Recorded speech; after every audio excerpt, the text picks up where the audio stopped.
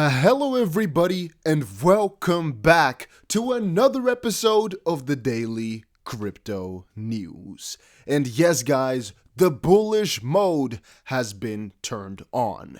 Everything is looking pretty damn good right now, even though you might see some minus percentages right here. Things might be looking in the red.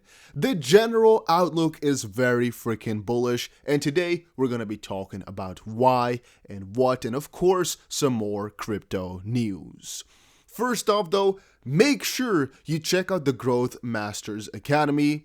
This morning when I checked, we already gained about 20 subscribers or so, which is insane in just one day. I'm really grateful for that. But I just posted my first video, and right now we are already at 53 subscribers. I find that really amazing, so thank you a lot. But make sure you check it out, link in the description. First of all, Ripple and custodial service BitGo shift almost 300 million XRP during the last 20 hours.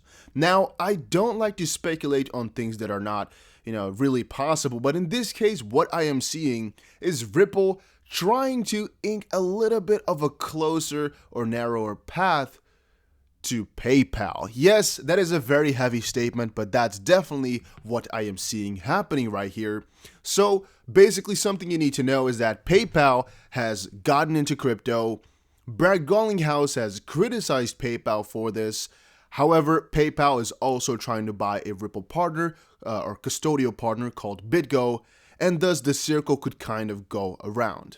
Some I saw argue on Twitter that Brad Garlinghouse said this to keep everybody's thoughts low and keep the price intact, because if Brad Garlinghouse would have said this is amazing, we might have seen something good happen. Or if some people were to connect the dots, seeing that PayPal and Ripple might be, really inking closer to a partnership now that this is all going around. Because take this into consideration, right? Ripple and BitGo are now ramping up like crazy, and it was just announced that PayPal was going to purchase it. I mean, that's interesting, right? Why would you do that? Why is that going on right now? Why is it going so heavy? Who knows? Now, another point to make though is that this is not necessarily Ripple's fault, as it is a custodial service. So again, it is for institutional investors and whatnot, but it is kind of strange. Why is it going so heavy all of a sudden?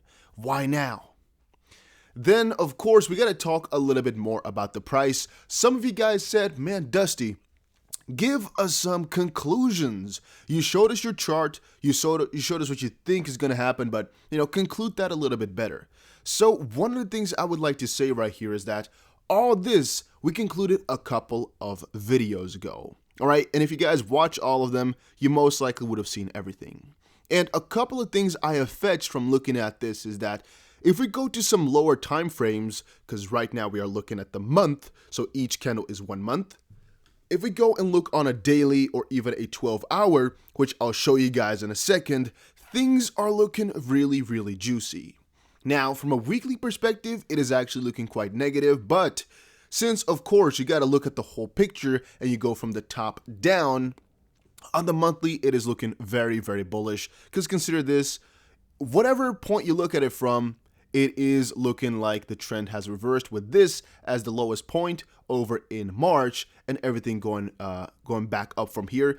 And even right now, you can see that there is some pretty solid support as of this point, at least at the 0.382 fib level. It's a perfect point right here, a perfect match. It just bounced back up from there. And yes, it was another perfect bounce at the 618, I guess on the top side, as you can see right here, which means there is some resistance going on. But I think in this case here, the more important part is the support, as again, we got a, newer, higher high first. Then all we need to get here is a higher low.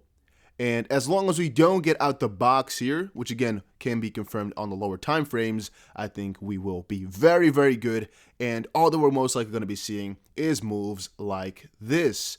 I know I look at this.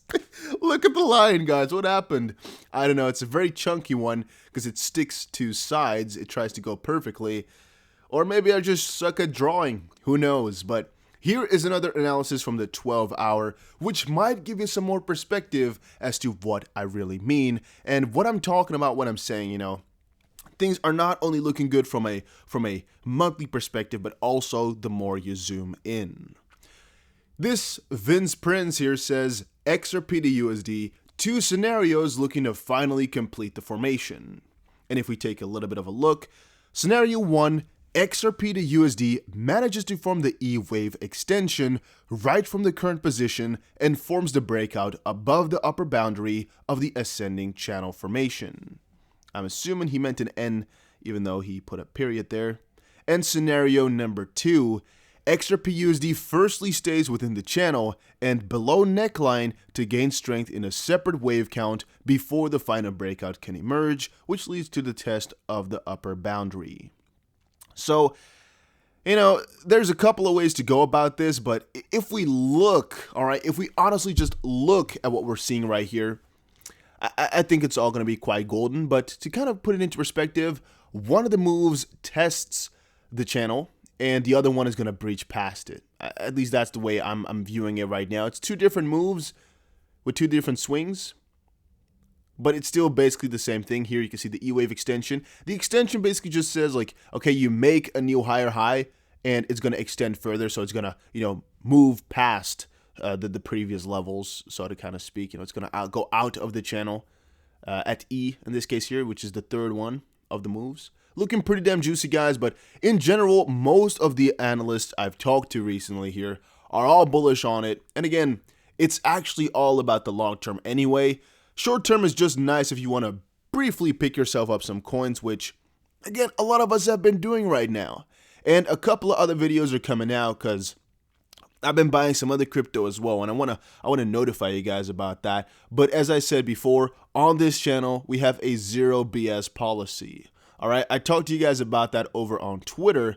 I don't know when exactly, a couple of days ago, I think yesterday. I just told you, the day you catch me lying, as we can see right here, is the day that I have sold my soul. I think transparency is something that is not being taken serious enough. So many people will sell you a dream. Screw that. If I'm excited, I'm excited. If I'm neutral, I'm neutral. I'll always give you guys 100% honesty.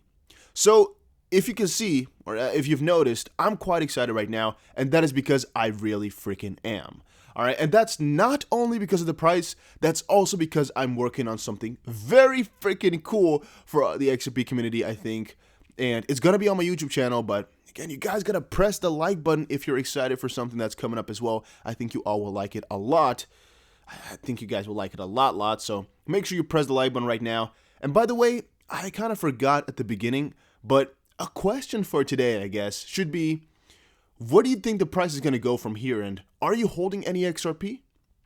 Let me know in the comment section down below. Moving further, we saw something from Stephen Bull. He said, interesting. It appears that a large number of big banks were testing or playing with XRP. Citibank, ANZ, Westpac, JP Morgan Chase, which is going to be a very interesting one, but you should keep that one in your mind for a little bit later, as I got another video coming up here in which we're going to be talking about that a little bit more. Some crazy stuff to talk about. MUFJ, Siam Commercial Bank, HSBC. Again, HSBC has also been quite recurring because, well, we saw those English connections and the fact that they got a lot of things set up there, and that a lot of HSBC guys are really for Ripple's system and are moving there as well. Bank of China, which is kind of controversial because, I mean, China has been quite against XRP for a little while right now. We saw that.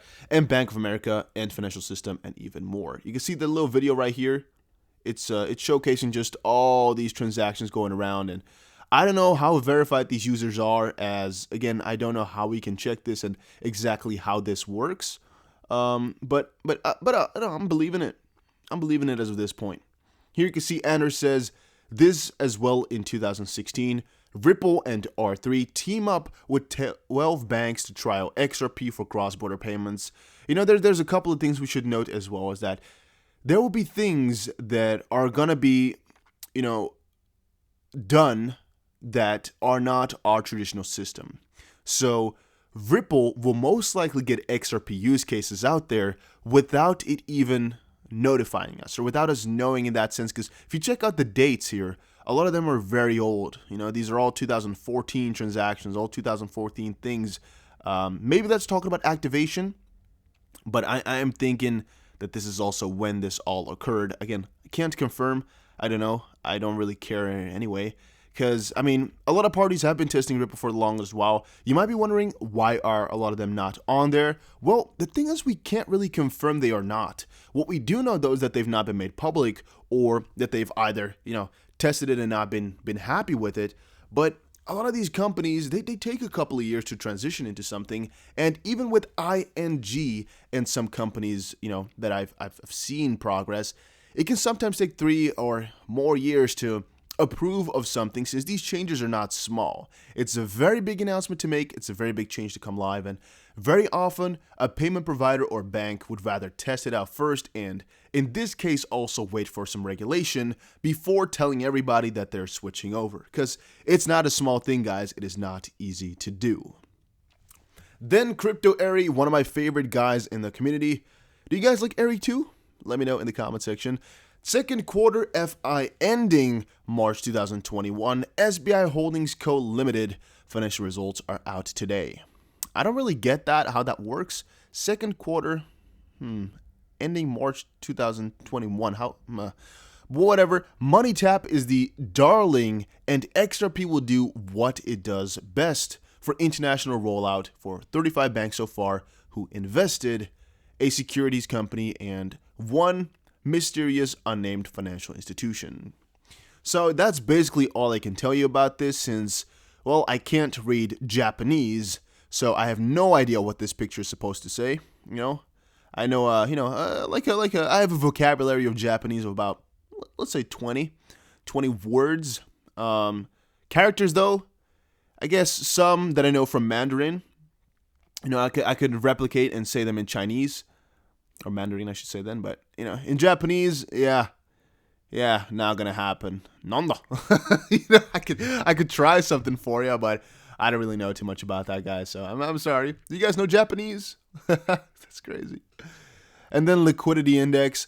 I had to come back to this point. A lot of people have mentioned this so far. Yes, guys, the volume of ODL is down. I've talked to you guys about this, though. I think there's some bigger thing at play.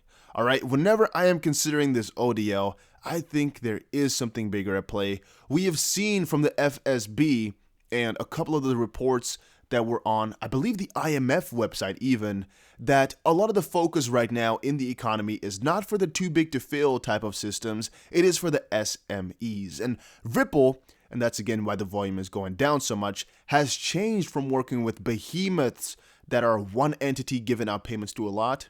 They wanted to switch over to working with a lot of different entities, again, sending transactions to a lot of different others, but that significantly decreased the volume, which also might be because of Ripple's bigger plans, and Ripple's strategy in all of this, as of this point, the regulation is still an issue and liquidity is still an issue, and even though this is a liquidity index, it still hides a lot of the problems that they might be facing, A lot is not portrayed in just this chart. You can only see literally the liquidity index. That's what it is. It doesn't showcase, what the problems are or what has happened, anything around it. It's just some plain Jane stuff. So, to a certain degree, we can kind of disregard these as, they're not making all-time highs at all. It's not really looking to do that anytime soon, but we could more so update on what type of catalyst is going to be changing this. What could be doing that? And in my opinion, it is Ripple coming out and saying, all right, we've prepared right now. We are liquid enough to help out any exchange or any bank or anything like that. We're happy to have them on. Let's ramp on. Let's do this. And yeah, that point could be tomorrow, could be today, could be in 4 years. Who knows? I don't. All I know is that it might rely on them moving first, because they might need to get the go ahead to get more liquidity and stuff like that. But that's all stuff we're going to see as time flows on, I can't tell you guys about that. All I know, though, is that I'm pretty excited about the price. I've been convincing myself to not buy more, because otherwise I would be pretty broke, not going to lie. I would definitely invest more than I'm able to lose. At this point, though, some of you guys overestimate me. You think I have so much in XRP that I'm set for life. Doesn't work that way, guys. Of course, I'm still a rational and just a normal human being. You know, I'm just a working man. I can't just spend literally infinite sums in XRP. I'm not extremely rich or anything like that. So no, it's not like that. And I still also have to make choices, you know, to put some money I earn into XRP or not. It's not like it's all, you know, like I'm paid in XRP or anything like that anyway. So yeah, I also have to think about purchasing coins, and it's always a way off, you know, what coin are you going to buy at what point for how long, and, you know, what would the wife think of these things, and, you know, should I invest so much or should I spend it? You know, maybe you should even think about, you know, should I buy some new shoes for the kids or should I be buying more XRP? Things like that, you know, they can all pop up. What would your coworkers think if you told them you're so deep into crypto? I think about those things too, guys. I think about those things too. So don't think I'm up above or not in this same sector. No. It's very fun to sometimes see you guys' comments. But that's again why I made the Growth Masters Academy as well, because I think with my job it is a little bit simpler because I do get things online. But that's literally why I made the channel. Alright, the channel is made purely to teach you guys some stuff about Instagram and social media and how I make a good living with that. I'm quite convinced a lot of you guys can do it too, and not even with a lot of work. You know, and I'm thinking to make these videos for just people that don't know anything about social media. So, you know, people, for example, if you're a logger, you know, just cutting wood, and you're like, well, I want to make some side income to invest. I'll make a couple of guides for you guys. You know, people who don't really involve themselves with the socials too much. Maybe somebody who welds, you know, who doesn't have time to go on social media. You know, on the contrary, maybe also an accountant who's maybe busy with social media all the time. I don't know. I'm just going to make sure that anybody that watches these crypto videos will be able to understand it and grow hopefully something themselves. But yeah, that's what I'm making it for. So check it out. And I'll see you guys again in another crypto video. Take care, everybody, and have a very nice day.